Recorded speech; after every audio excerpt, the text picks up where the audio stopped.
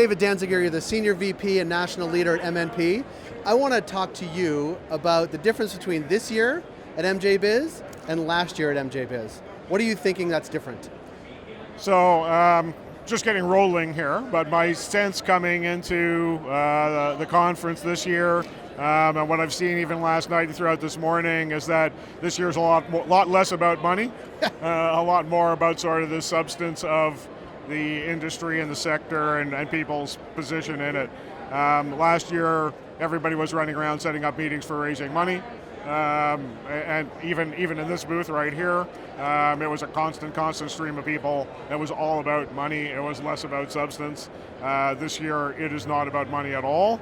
I think that the bankers have kind of sent their C team down because they're taking a pause, which is clear. Yeah. But the business people are here in droves, and so the conversations around what's actually going on in the industry, what people have to offer the sector,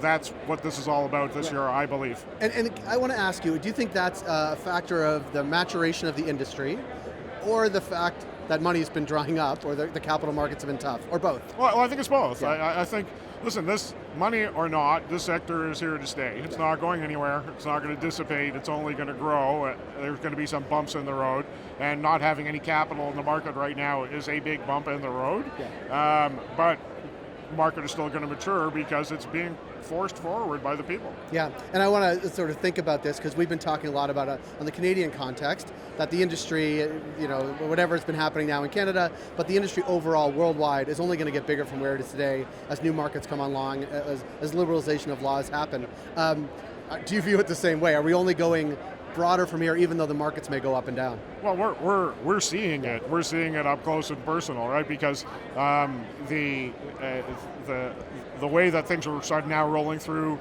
Latin America, starting to roll through Europe, seeing it in Asia, the comings of places where I don't think I ever thought we would see legalization in the next 10 years is clearly fairly close to happening. Yeah. So, yeah, I mean, this is a worldwide event. It's not stopping. Just thinking from a personal level, I mean, we live in Canada. We have super strict marketing regulations. The first thing you see when you land in Las Vegas is the opposite of that, right? I'm being a little facetious, but the advertisement for sort of gentlemen's clubs have been usurped by advertising for cannabis. What do you think of that as you see it in real life here in Las Vegas? And will we see, I think, similar things happening in Canada at some point? Look, I think Las Vegas has always promoted itself as Sin City. That wasn't an accident.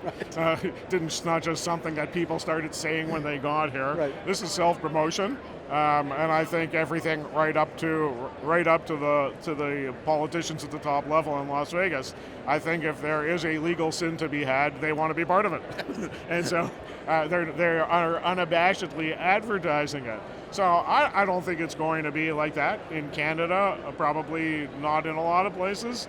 This place, Vegas, has its own vibe, and it's based on quote unquote sins, and this fits the mold. So I don't think we're ever going to approach it that way. Let's put it that way.